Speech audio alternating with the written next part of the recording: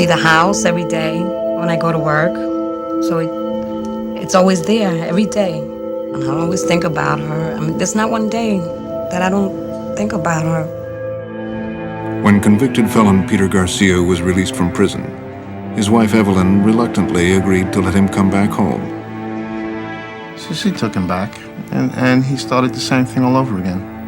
And it escalated. And I begged her, I said, Evelyn, please don't take him back. He's going to kill you. He's going to kill you, Evelyn. Don't take him back. Early on this winter morning, police entered the Garcia home in Far Rockaway, New York, to find a grim scene. Evelyn's son and nephew had been shot, but were alive. Evelyn was dead. This defendant, Peter Garcia, is responsible under our law for taking a .380 Lawson and shooting his wife, Evelyn Garcia. The gun that killed Evelyn Garcia was a Lawson .380, the gun most frequently traced by the ATF, the Bureau of Alcohol, Tobacco, and Firearms. Police had hoped that crime scene evidence would prove that Peter Garcia pulled the trigger, but some Lawsons are manufactured with a special coating that rarely leaves fingerprints. Without prints, the best police could hope for was to uncover half an answer. Alrighty. After the gun was test fired, I conducted a microscopic examination on the recovered bullets and the recovered casings, cartridge casings, to determine if they were fired from that gun or not fired from that gun. Ballistics tests conclusively showed that the gun found at the scene was indeed the murder weapon. But tracing the pistol's serial number was essential to prove that Peter Garcia owned the gun. For that, local police would turn to the ATF. But when ATF tried to trace the Garcia gun, Lawson said there was no record of the gun's serial number, that the gun had never been made.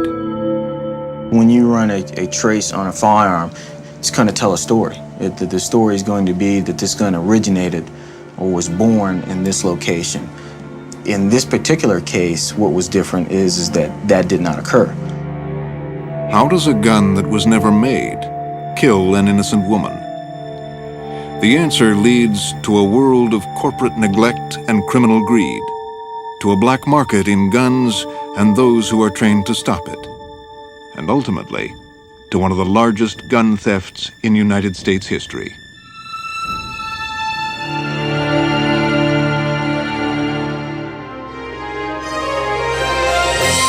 Funding for Frontline is provided by the Corporation for Public Broadcasting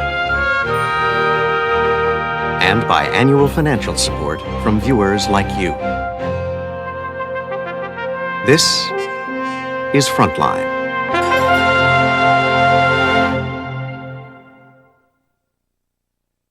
Additional funding for this program was provided by the California Wellness Foundation, the Center on Crime, Communities, and Culture of the Open Society Institute, the John D. and Catherine T. MacArthur Foundation, the Columbia Foundation, and the Wallace Alexander Gerbode Foundation.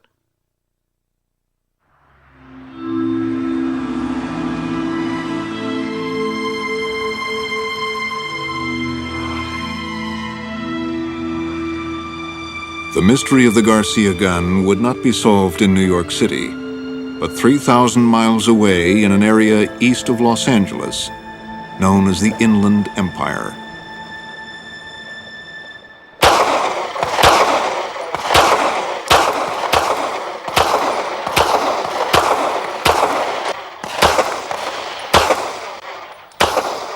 It was here that agents from the ATF had been mounting undercover operations to stem the tide of illegal guns.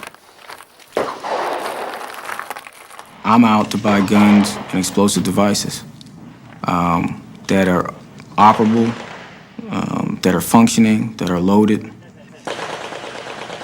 I don't know any other facet of work where the slightest mistake, could be your last. Darryl McCrary was an Air Force special agent during the Gulf War. For the last 5 years, he's worked undercover for ATF. I've been in more danger during my undercover assignments in the United States than I've ever been in or ever felt associated with my time in the military.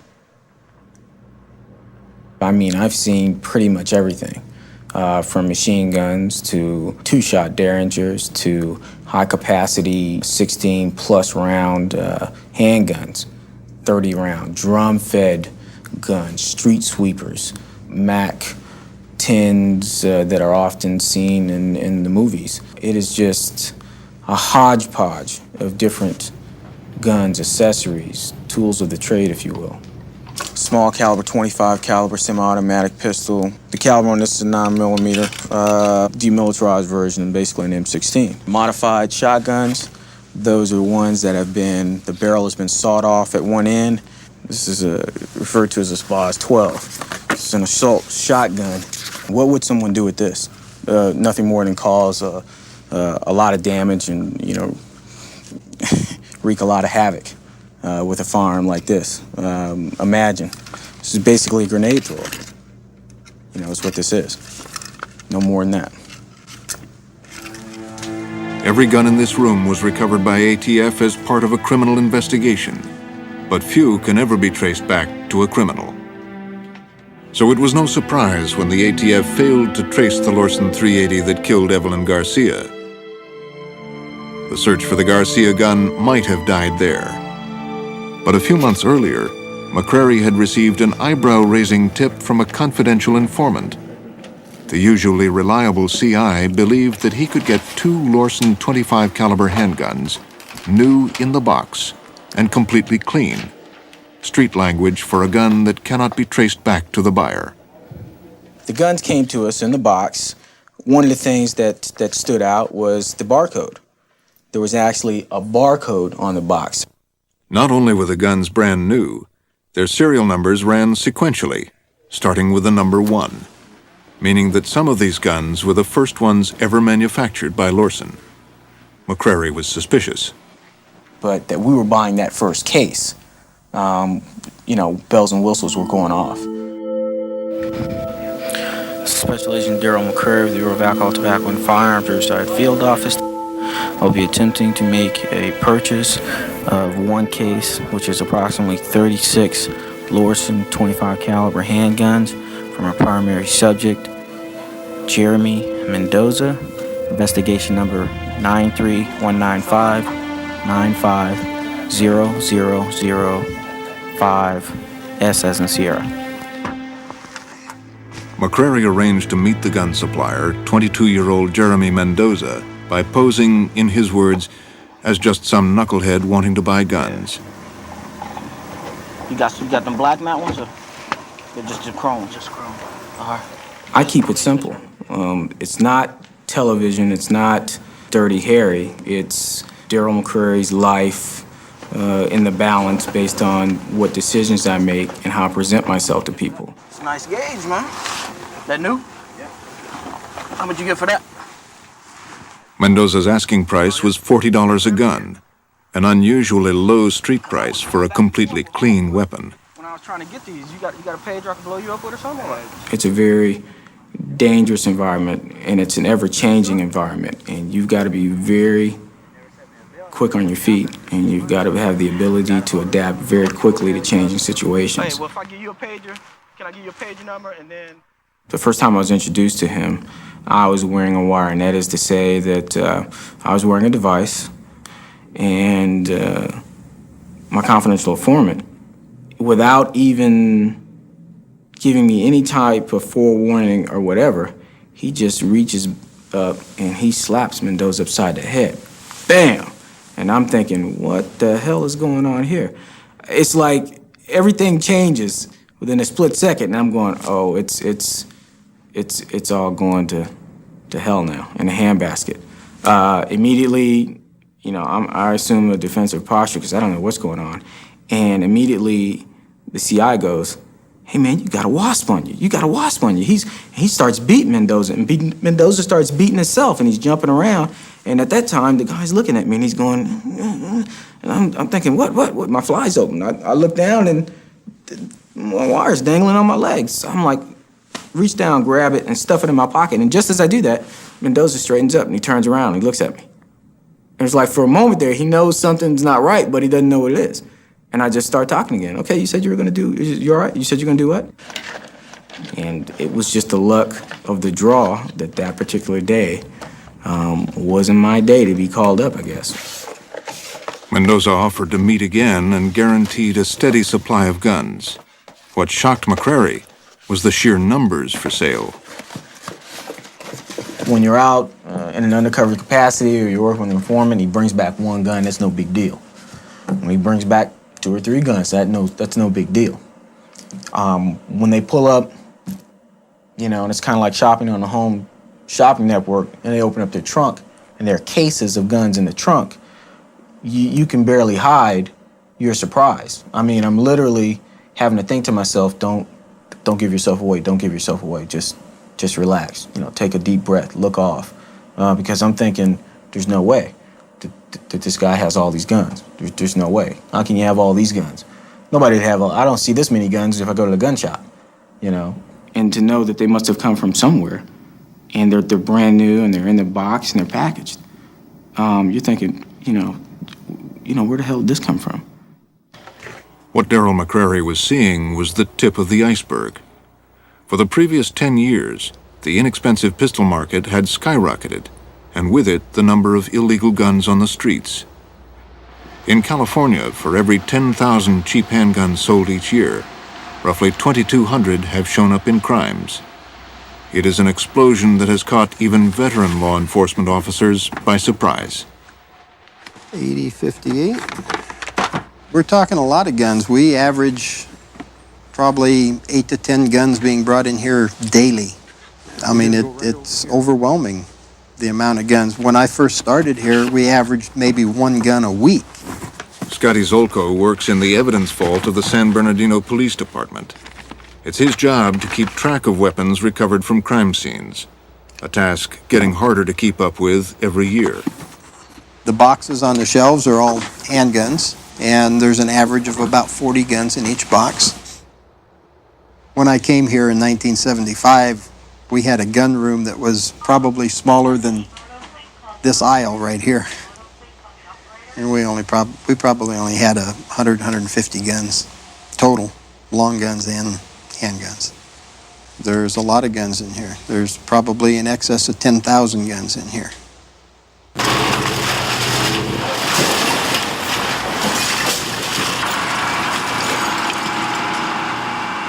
Police departments across Southern California recover and dispose of nearly 40,000 guns every year. While all makes and models of guns have flooded the illicit market, the weapon of choice for gun traffickers is the inexpensive, easily concealed pistol. Where's he at now? In the back right now. Okay, is anybody back there with her? Yeah. The dramatic increase in the number of cheap handguns manufactured in the 1980s and early 90s paralleled the tripling in youth gun deaths. How many times did he shoot at you? Once, Just once? Was he close to you or far away? Do you know if it was a revolver or an automatic?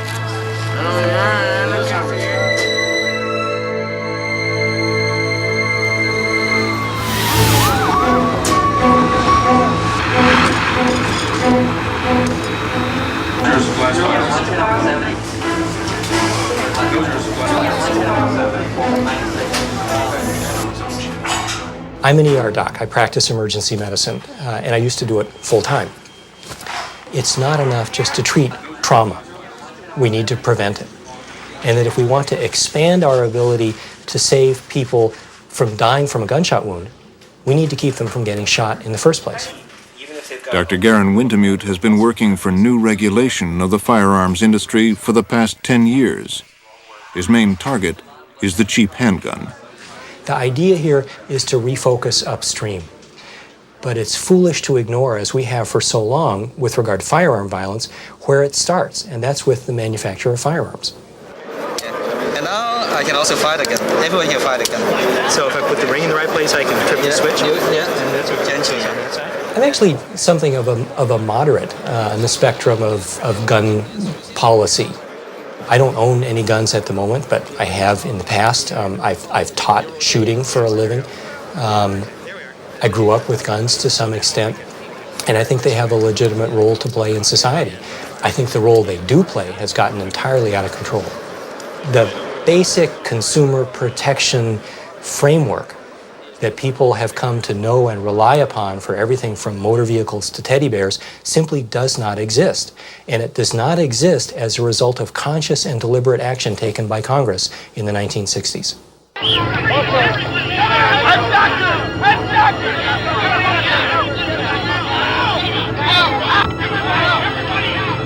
The very existence of the inexpensive homegrown handgun market can be traced to the assassination of Robert Kennedy in 1968.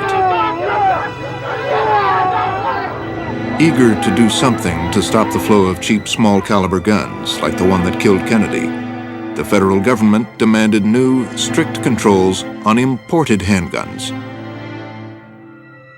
What in the name of conscience will it take to pass a truly effective gun control law?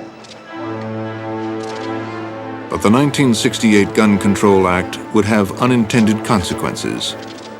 Its restriction on foreign guns created an entirely new, protected American industry, which now produces all of the country's cheap, low-caliber handguns.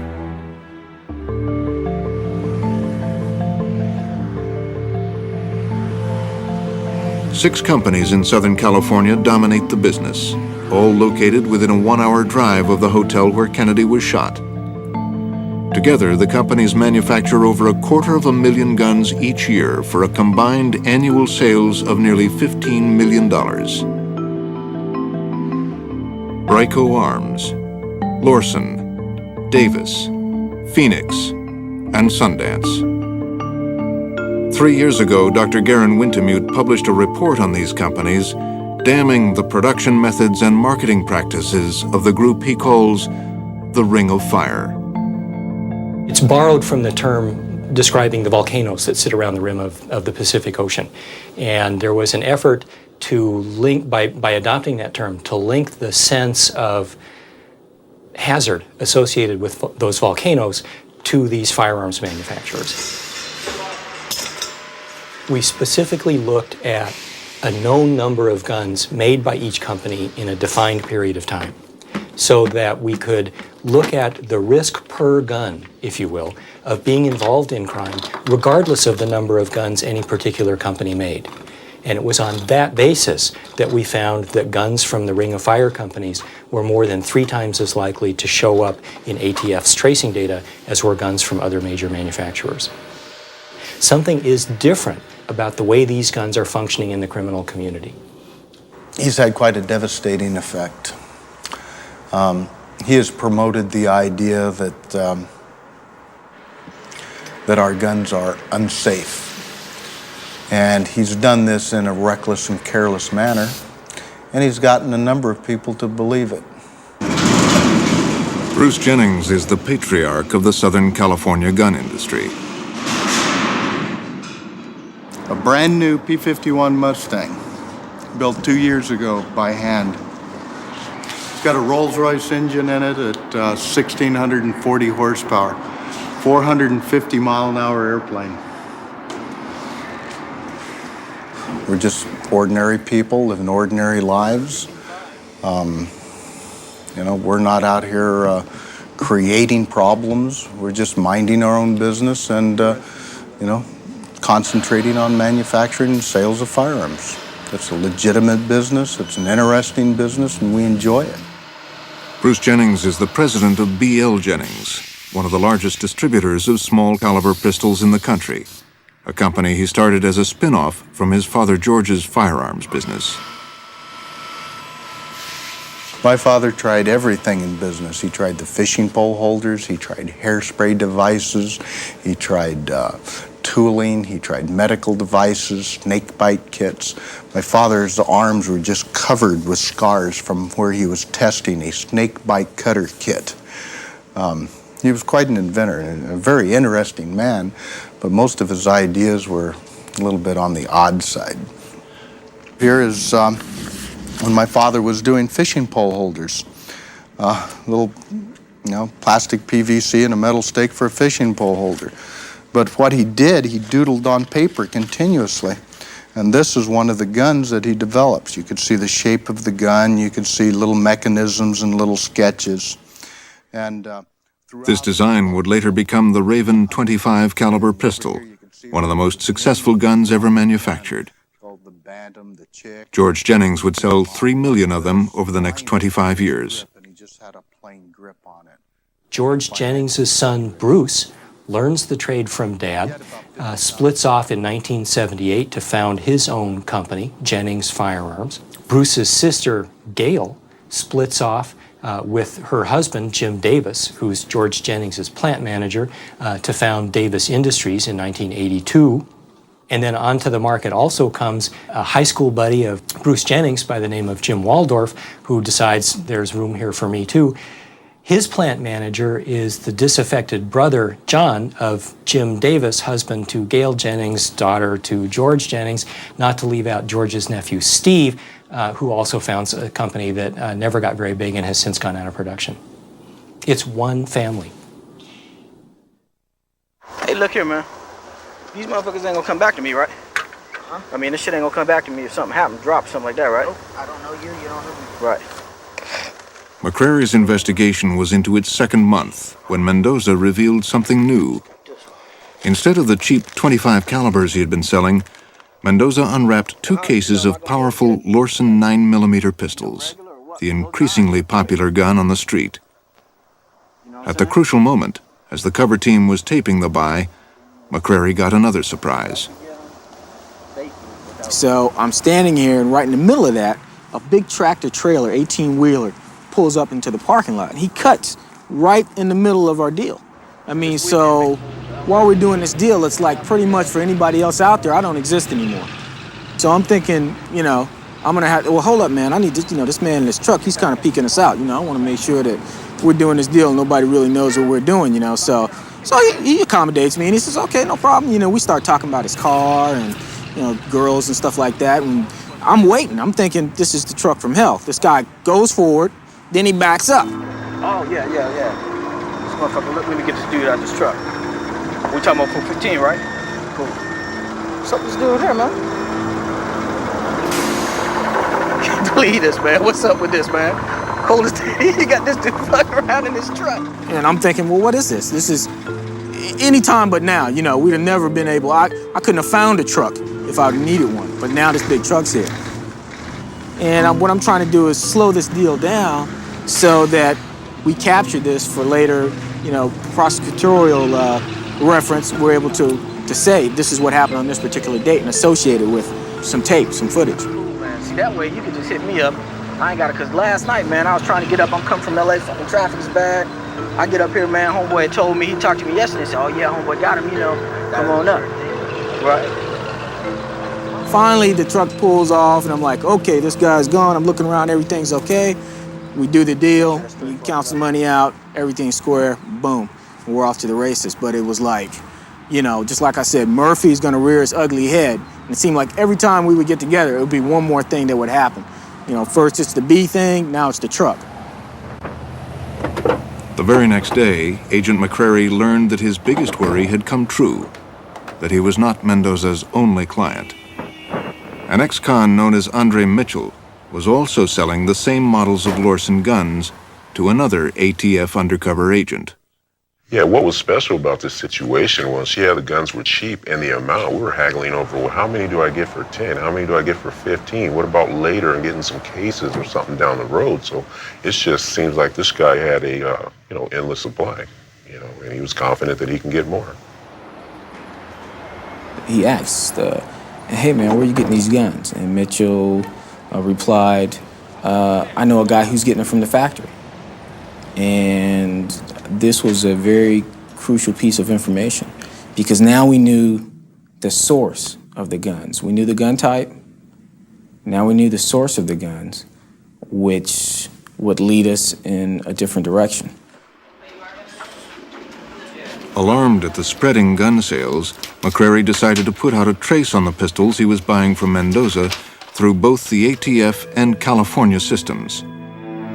He got the same puzzling results as the New York police when they tried to trace the Garcia gun. According to Lorson, the guns with those serial numbers had never been produced. There was nothing on the gun. It was as if this gun was never sold, never existed. So essentially you have a gun that has no history. McCrary then learned that Mendoza actually worked at Lorson. Every sign pointed to an inside job. To find out how deep the Lorson gun ring went, McCrary decided to broaden his search to include criminal records involving any Lorson gun. Crime by crime, he patiently developed a system for tracing the guns. It's only after I get this list that I realize, the magnitude of this problem. These are coming directly from the factory. These are hot off the presses, if you will. We're able to realize that this guy is a hot commodity. He does, in fact, work for Lorson Engineering. It's getting that special prize in the Crackerjack box, and that's what we got. Lorson Engineering is the country's 5th largest handgun manufacturer. Its president, Jim Waldorf, prides himself on making the world's most affordable handguns. Okay. Is this one of your better sellers? It's a good seller, but our best seller is actually the 380. The 380 is the #1 selling handgun in the United States. It's a 7-shot capacity. We've sold quite a few of them. I think as far as 380 production goes in the United States, we were probably 40% of the 380 sales in 1993. 40%? 40%. That's an incredible figure. It is an incredible figure. Well, we truly are the world's most affordable handguns, and we consider ourselves actually the blue-collar gun of America. So you've done good numbers with this as well. It's been a very popular seller. It's been a very popular seller.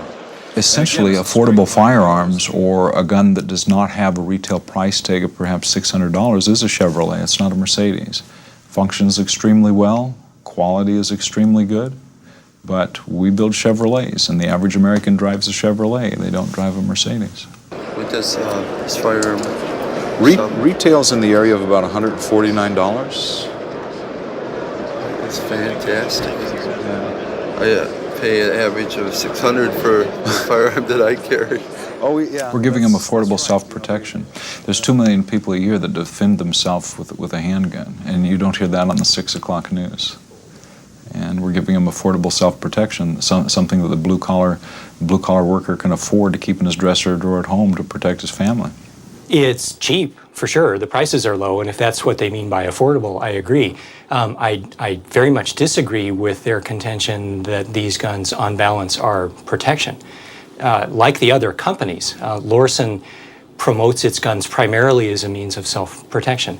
But there's actually a great deal of evidence. In fact, there's a periodical called Gun Tests, which I think arguably might be considered consumer reports for the gun community. Doesn't accept advertising, calls it like they see it. They class these guns generally as potentially worse than useless for defensive purposes. Gun Test magazine, which, speaking of your 22, said we wouldn't pay any amount of money for a gun that self-destructs in a couple hundred rounds. Stay away from this one. Well, number one, I think you have to realize the Gun Test magazine is an extremely critical magazine. And I think that number two, you'd want to take a look at what issue of Gun Tests that was, and it's probably a very old issue. May 96. May 96. I haven't seen that issue.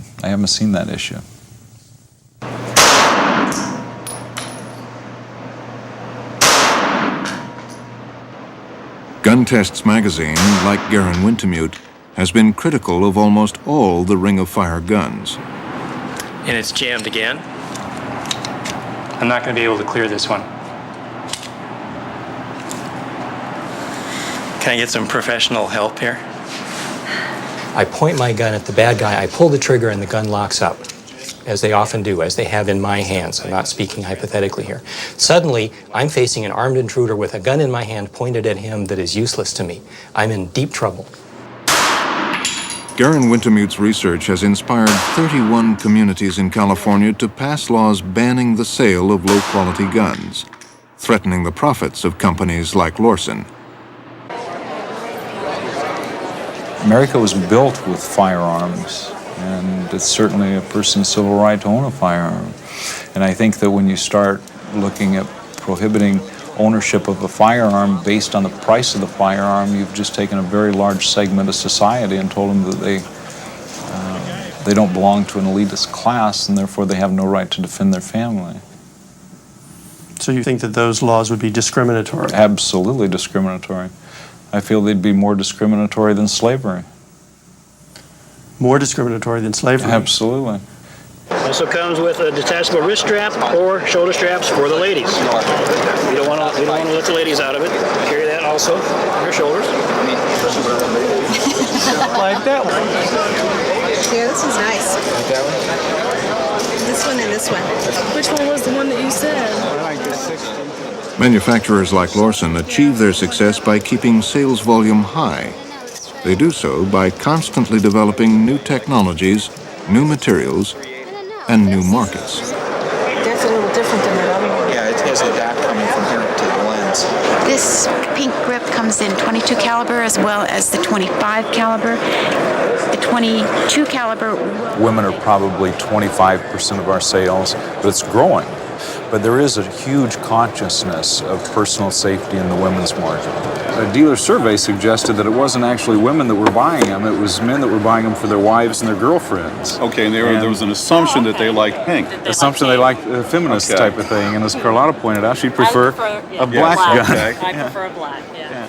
As I think most people. They have a famous ad with 3 of their pistols, one with a pearl-handled grip, one with a pink grip, and the caption on the ad is, 3 little ladies that get the job done.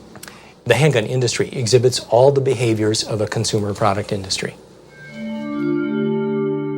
Well, the feel of a gun in itself is kind of a powerful feel. You get to pick something up that makes you more equal than the person standing next to you. And a lot of people thrive for that.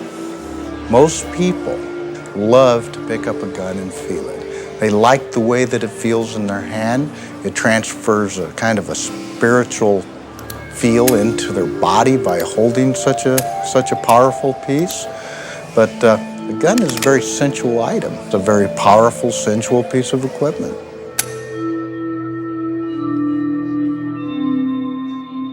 This little pistol has a laser device located in the frame, and the frame of the gun is made out of polymer, which is plastic.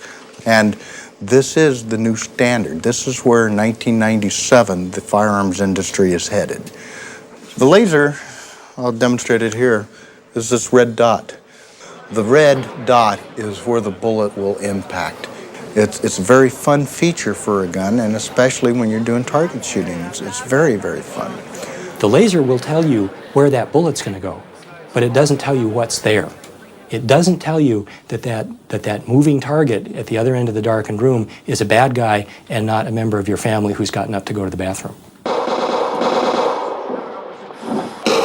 The most recent studies show firearms kill nearly 40,000 Americans a year, injure over twice as many, and are involved in nearly 1 million crimes. But Americans have mixed feelings about their guns. 2/3 believe guns contribute to violence. The same number believe they need them for protection.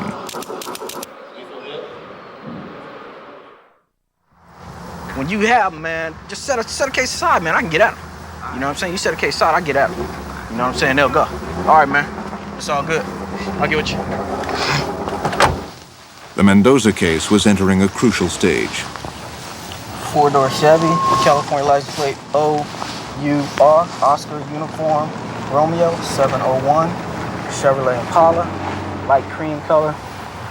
I'm right in back of him. McCrary found himself caught in the classic undercover agent's dilemma. He knew the source of the guns, but he didn't know who else might be involved. The longer he spent investigating, the more guns would hit the streets, and Mendoza was putting a lot of guns on the street. We had made deals to buy as many as 4 or 5 cases of these guns at one time. It was just that this particular person was selling them, being Mendoza, selling them faster than we could keep up with him. Try as we might. I mean, he was selling them too fast. And you know, obviously our anxiety level was going to go up because of that. We did not want to miss one gun. If we had the opportunity to buy it, that was an opportunity that gun wasn't going to go out on the street and be used in a crime. 18 cases, 25 calibers, that's 36 guns to a case, or 9mm, that's 30 guns to a case, and he's sold 18 cases. You know, you're thinking, you know, this guy's serious, that this is for real. There's no doubt about it. This guy is a player, and we've got to take him down as quickly as possible. Jeremy Mendoza had no criminal record. He had been employed at Lorson for almost 2 years and was considered a quiet but good employee who worked in the powder coating section that bakes the rough black finish onto the guns, the finish that hampered the police in Far Rockaway from getting fingerprints off the Garcia gun. When McCrary learned that a shipment of Mendoza's guns had reached all the way to Sacramento, he decided it was time to go to the Lorson plant and bring him in. An average industrial complex, much like you'd find in any other part of Southern California. I know I was quite surprised the first time I came down here to find that a gun manufacturer would be in a building such as this. The morning that we arrested Mendoza, we walk in and what we see is just boxes and boxes of guns, and we don't see anybody. We don't see any workers, we don't see any security, we don't see anybody. And we kind of look at each other as if to say, well, you know, what's going on? Suddenly, we do see a worker, and he doesn't seem particularly interested in us.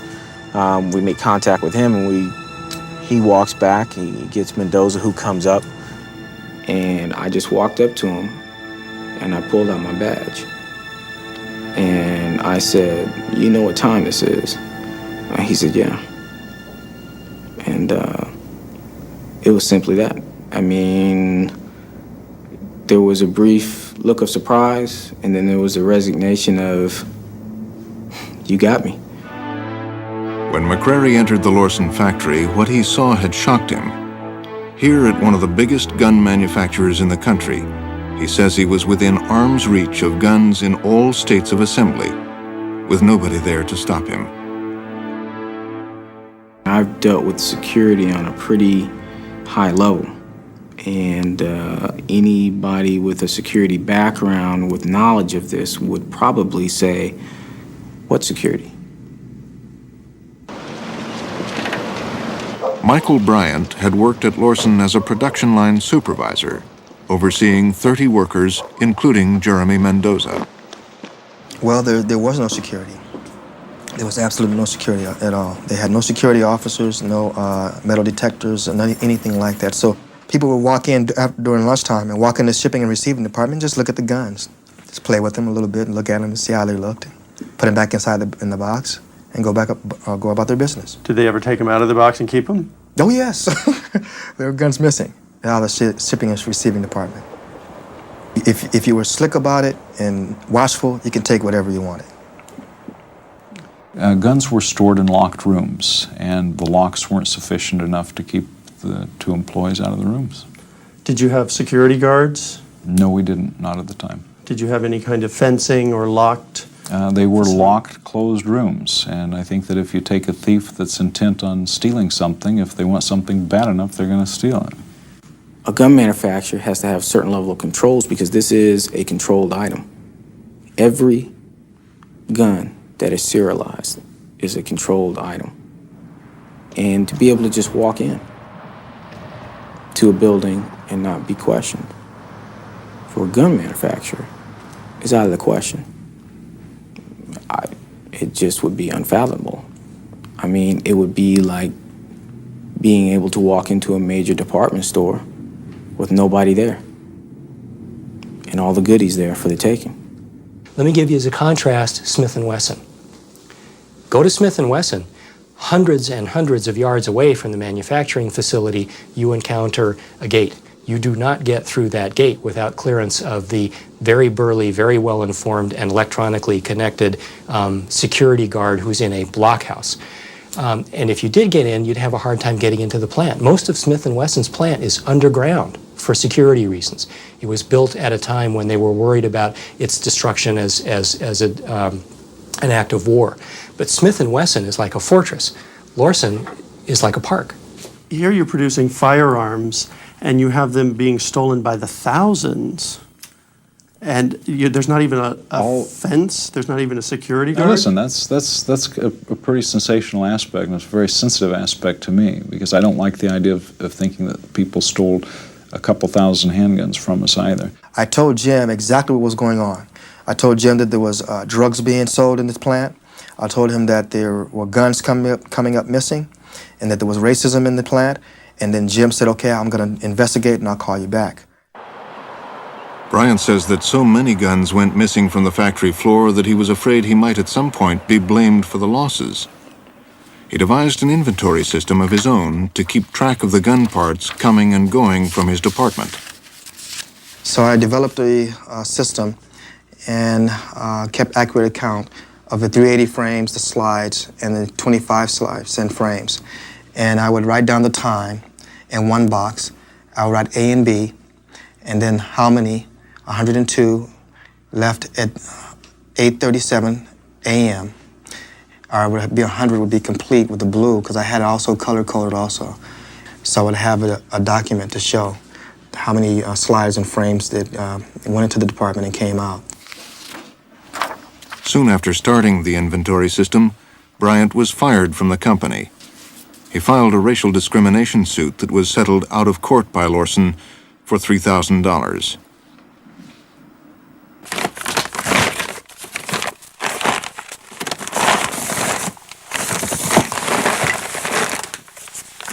Found it.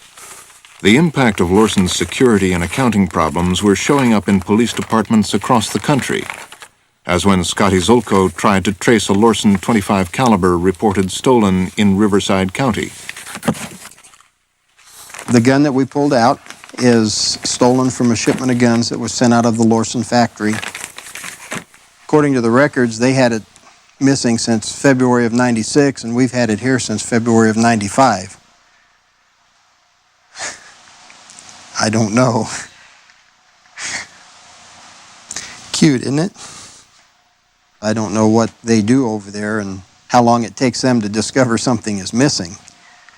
But if it takes a year, a lot of things could happen with that gun in a year. According to an internal ATF memorandum, the agency has experienced considerable difficulty tracing guns through Lorson for several years.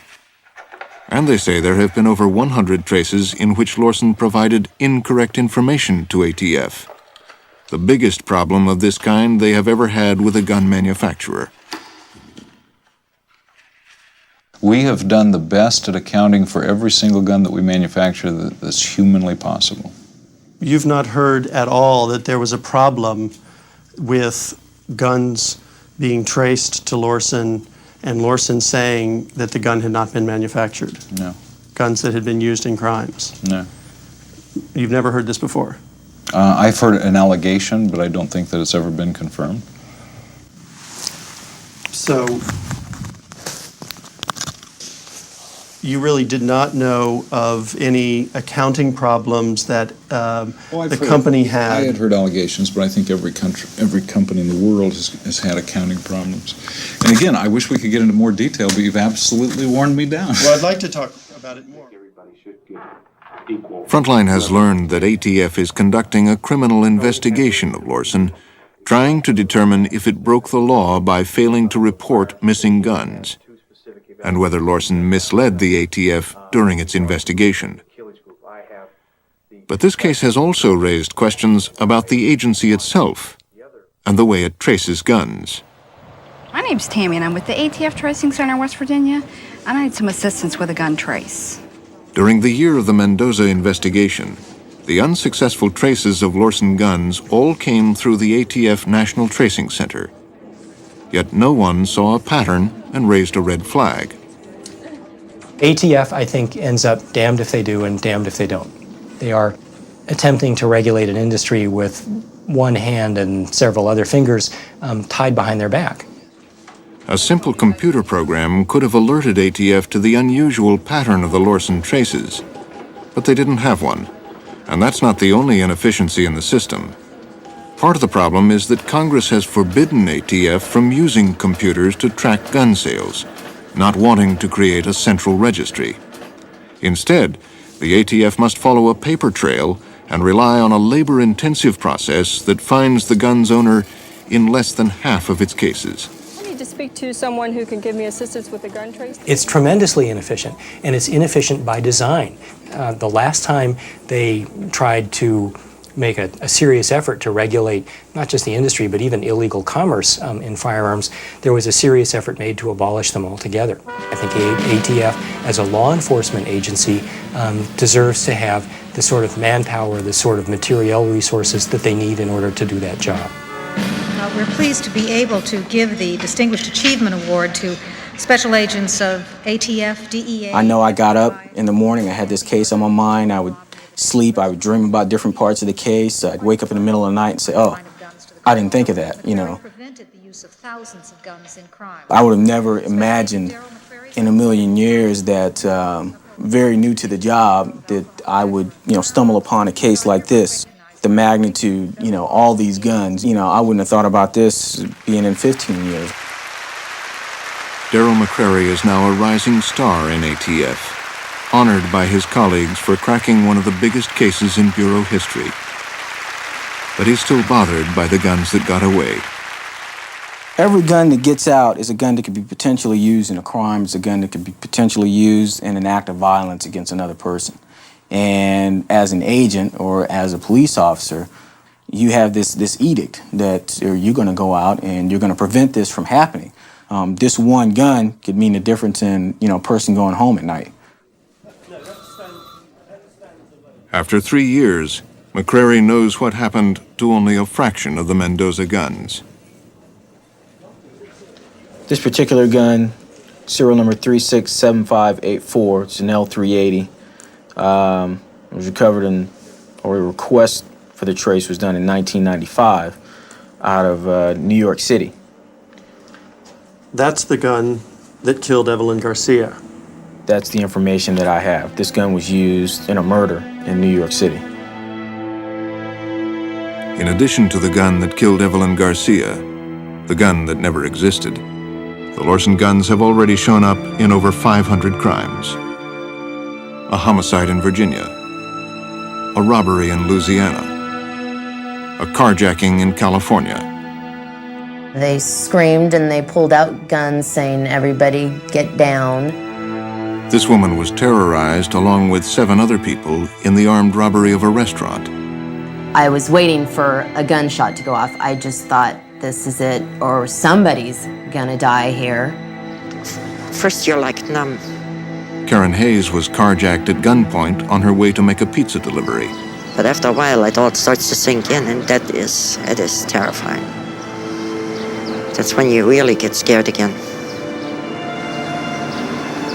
I watched for days, for weeks. I watched. Make sure nobody follows me home.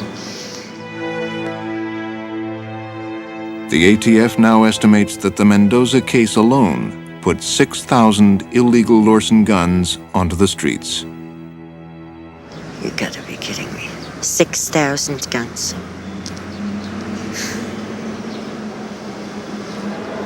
That is amazing. Jesus. That is a small army.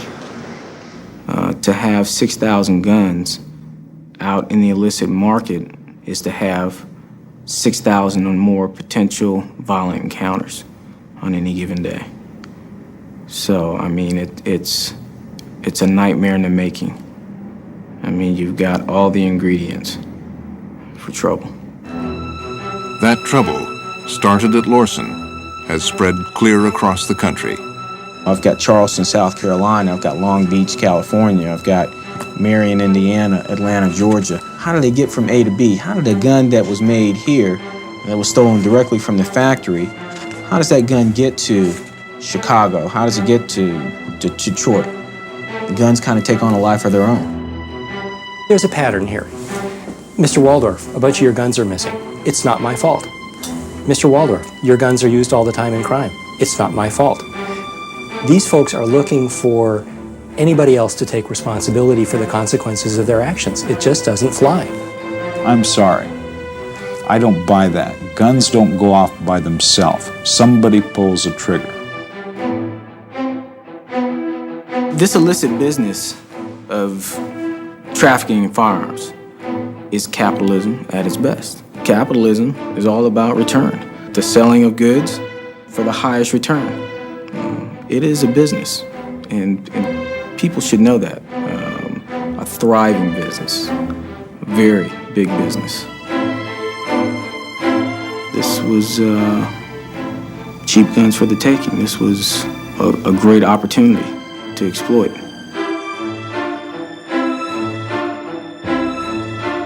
And this defendant had a .380 Lawson, and he said, "Evelyn, Evelyn," and shot her, boom, in the head.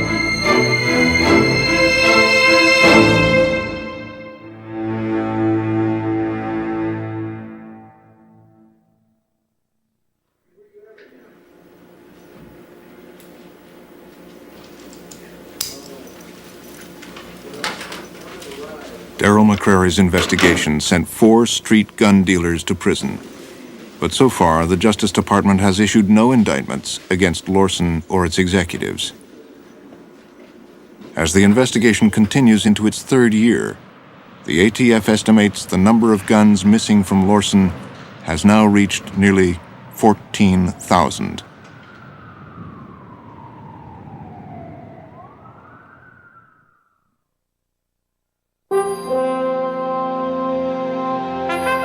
Still interested? Check out Frontline's website at this address.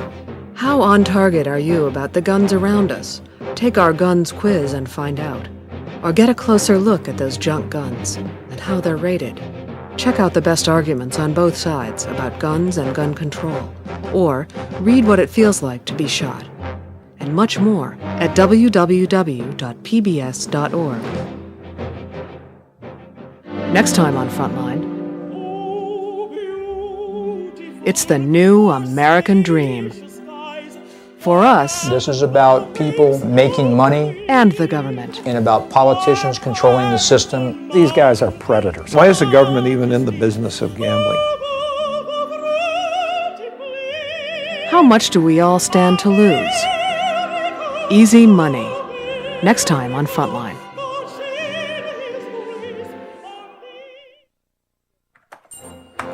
Your comments about The Opium Kings, a story about the Burmese heroin trade, showed a range of opinions on the drug war and America's role in the war. Dear Frontline, here's a sample. Seeing the cocksure macho attitude of U.S. government officials in this program reminded me of the toughness that led to the debacle in Vietnam or the fiasco at Waco. Why is it that we always seem to back dictators like the Burmese junta? While heroin is certainly a plague on our country, I would submit that the more dangerous drug, especially in our policy-making offices, is testosterone. Alan S. Thorpe. Dear Frontline, it is utterly hypocritical for the American government to be persecuting Kunsa when America itself is the biggest exporter of one of the deadliest drugs known to mankind. American companies flood the world with cigarettes, which kill far more people than heroin. Why go on this rampage against the poppy instead of tobacco? Obviously, it is because tobacco provides enormous profits to American business. D. Sermani Murdoch, Venice, California. Stopping Burmese opium production is a fool's game because there are millions of square miles of territory suitable for growing poppies all over the world. I am one of millions who are fed up with this brain-dead drug war, which causes so much needless human misery worldwide. There is no way to stop drug use, but if we legalize drugs, 95% of the troubles we have with narcotics will vanish like a bad dream. Robin Givens, San Francisco. Let us know what you thought about tonight's program.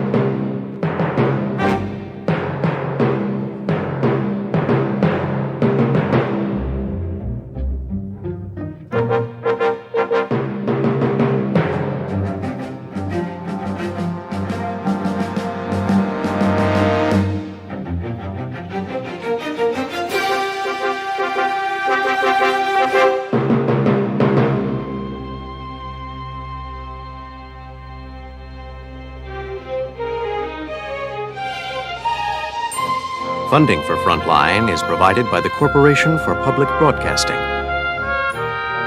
and by annual financial support from viewers like you. Frontline is produced for the Documentary Consortium by WGBH Boston, which is solely responsible for its content.